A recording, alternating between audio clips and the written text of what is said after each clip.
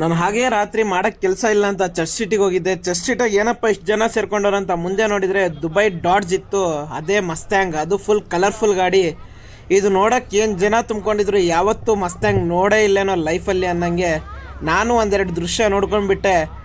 ಅವನು ಅಷ್ಟು ಕ್ರೌಡ್ ಮಾಡಿ ಅಲ್ಲೆಲ್ಲ ಸೌಂಡ್ ಮಾಡಿ ಇಷ್ಟು ಜನ ಸೇರಿಸಿ ನೋಡಿ ಅದೆಷ್ಟು ಜನ ಇದ್ದಾರೆ. ಮಾಡೋಕ್ಕೆ ಕೆಲಸ ಇಲ್ದವ್ರು ಅದ್ರಾಗ ನಾನೊಬ್ಬ ಇಲ್ಲಿ ನಿಂತಿದ್ದೀನಿ. ಸೊ ಮುಂದಕ್ಕೆ ಹೋದ, ನೀವು ಯಾವುದೇ ಇಂಪೋರ್ಟೆಡ್ ಗಾಡಿ ನೋಡಿ ಇಲ್ಲ ಯಾವುದೇ ಮಾಡಿಫೈಡ್ ಗಾಡಿ ನೋಡಿ, ಅದು ಫಸ್ಟ್ ಬೆಂಗಳೂರಿಗೆ ಬಂದರೆ ಬರೋದೇ ಚರ್ಚ್ ಸಿಟಿಗೆ. ಯಾಕಂದರೆ ಮಾಡೋಕ್ಕೆ ಕೆಲಸ ಇಲ್ದರೆ ಅಡ್ಡಾಡಕ್ಕೆ ಬರೋದೇ ಚರ್ಚ್ ಸಿಟಿಗೆ ಜನಗಳಂತ. ಆ ಜನಗಳು ನೋಡಿ ಈ ಮಟ್ಟಿಗೆ ಕ್ರೌಡ್ ನಿಂತ್ಕೊಂಡು ನೋಡ್ತಿದ್ದಾರೆ ಒಂದು ಗಾಡಿನ ಅಂದರೆ, ಅವನು ಅದಕ್ಕೆ ಬಿಲ್ಡಪ್ ಕೊಡ್ಕೊಂಡು ಅಷ್ಟು ಸೌಂಡ್ ಮಾಡ್ಕೊಂಡು ಹಿಂದ್ಗಡೆ ಟ್ರಾಫಿಕ್ ಮಾಡ್ದ. ಅಷ್ಟಿದಾಯಿತು. ಅಷ್ಟರಲ್ಲ ನಮ್ಮ ಪೊಲೀಸ್ನವ್ರು ಬಿಡ್ತಾರೆ. ಬೆಂಗಳೂರು ಪೊಲೀಸ್ನವ್ರು ಈಗಂತೂ ಟ್ರೆಂಡ್ ಫಾಲೋ ಮಾಡ್ತಾರೆ. ಕರೆಕ್ಟ್ ಟೈಮಿಗೆ ಗಾಡಿನಾಗ ಬಂದು ಎಂಟ್ರಿ ಕೊಟ್ಟರು ನೋಡಿ. ಅವನು ಅಷ್ಟು ಹವಾ ಮಾಡ್ತಾಯಿದ್ದ, ಹವಾನ ಪಿಂಚ್ ಚುಚ್ಚಿ ಟ್ಯೂಬ್ನ ಹವಾ ಇಳಿಸಿದ್ರು. ಅವಾಗ ಸೈಲೆಂಟಾಗಿ ಮುಂದಕ್ಕೆ ಹೋದ. ನಮ್ಮ ಬೆಂಗಳೂರು ಪೊಲೀಸ್ನವರು ಸರಿಯಾಗಿ ಬೈದು ಮುಂದಕ್ಕೆ ಹೋದರು. ಆದರೂ ಕ್ರೌಡ್ ನೋಡಿ ಏನು ಕ್ರೌಡ್ ಸೇರಿಸಿದ್ದಾನ ಅವನು. ನಮ್ಮ ಜನಗಳು ಹಿಂಗೆ ಇದ್ದಾರೆ.